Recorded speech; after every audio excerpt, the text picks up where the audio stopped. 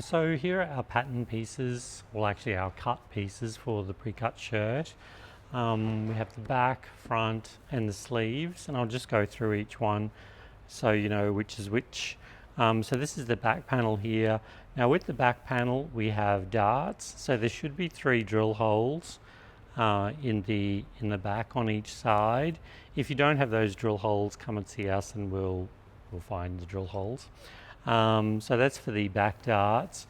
We have our double back notches, so showing the back armhole, and we also have a center notch at the center back there, which will help you sew the yoke onto the back. Speaking of which, this is the yoke here.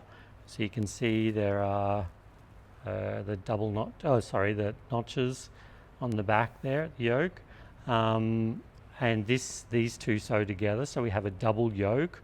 One piece goes on each side of the back, and that just gives us, you know, like a nice sort of a bit of structure across the shoulders, and you know, a shirt usually has a bit of wear across the shoulders there, so that helps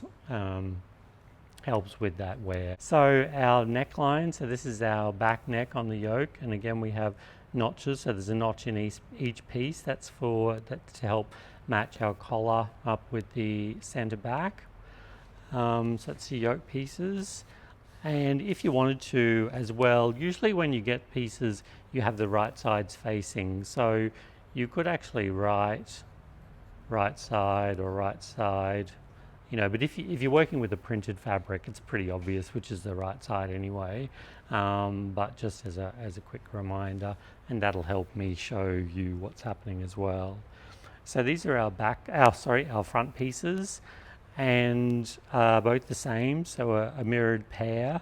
We have notches down the bottom here, if you can see, there you go. So notches at the bottom and notches at the top to show our fold back.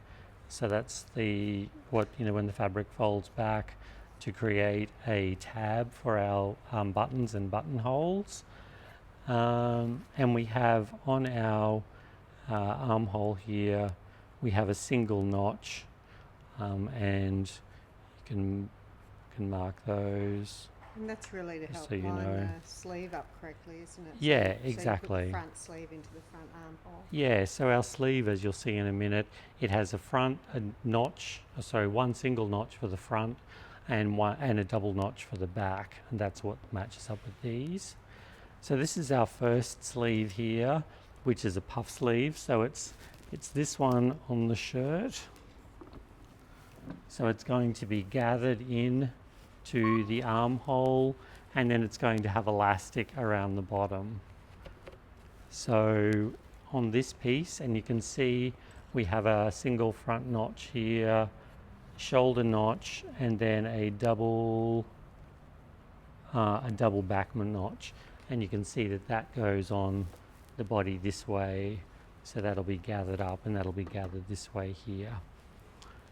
So, and we can also write on here that this is the right side of the fabric as well.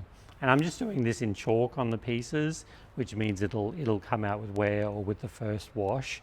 Don't do this in pencil. So that's our right sleeve. This is our left sleeve here. So our left sleeve is the one here. So we have our double back notches, our single front notch, and our shoulder notch. And we also have the slash here, and the slash is for where the placket goes. So you can see the placket there, the main placket on the front, and then the bind underneath. And so again, and we also have the notches at the bottom here, and they're for our tucks, and those tucks going into the cuff here. Okay. So again, you can just mark those notches, that's a bit easier to see. Our split here, and the notches for our pleats into the wrist. I've dropped a piece. So so this is the front placket, goes on this side, and the binding goes on the back there. So our sleeve pieces for the now our cuff pieces. So our cuff is cut with a fold. So you can see on the dummy here, it has seams at the top, but the bottom edge here is a fold. And because we've got a fold there, we have the interfacing on the outside of the cuff. And again, because we don't have a right and a wrong side, it doesn't matter which side here you fuse it onto, or even which side here. But again, if you're working with a printed fabric, you'll know which side to fuse it on, obviously the inside.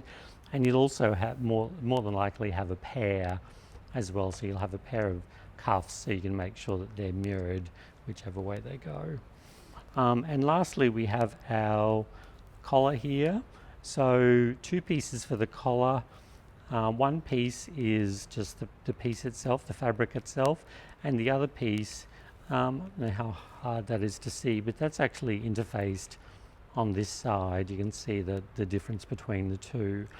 And so this one with the interfacing is the outside of the collar, and that we want that on the outside because you can see this piece, and so it just helps to get a nicer, sharper finish on the outside of the collar.